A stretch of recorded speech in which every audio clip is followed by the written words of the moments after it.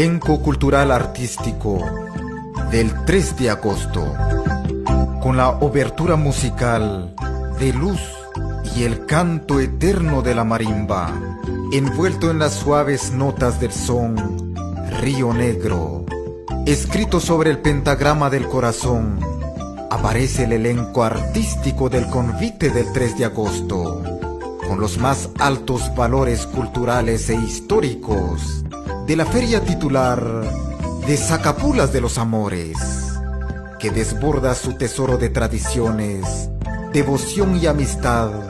desempolvando viejos pergaminos en la danza convitera. En el estallido multicolor de los penachos y elegantes atuendos, hay rondas de rosas que deshojan recuerdos en sus pétalos,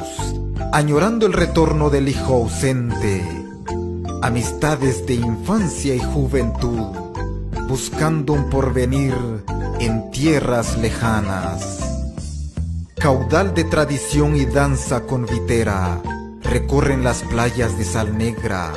que rubrican a su paso devoción y amistad en la feria titular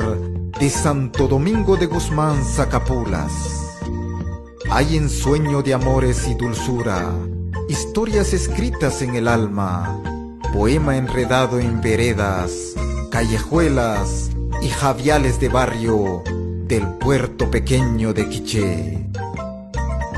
Atrapo en mi pluma un puñado de pensamientos y recuerdos del 3 de agosto, con la sinfonía de la marimba que acompaña la coreografía convitera, dejando escrito en el lenguaje de sones, de blues y boleros,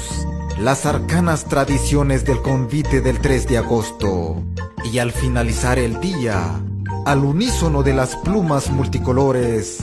que adornan los vistosos atuendos y finas máscaras que como mariposas yertas agitan sus alas en la ruta del adiós, para retornar tras un año de espera, llenos de alegría y ansia, en una nueva jornada convitera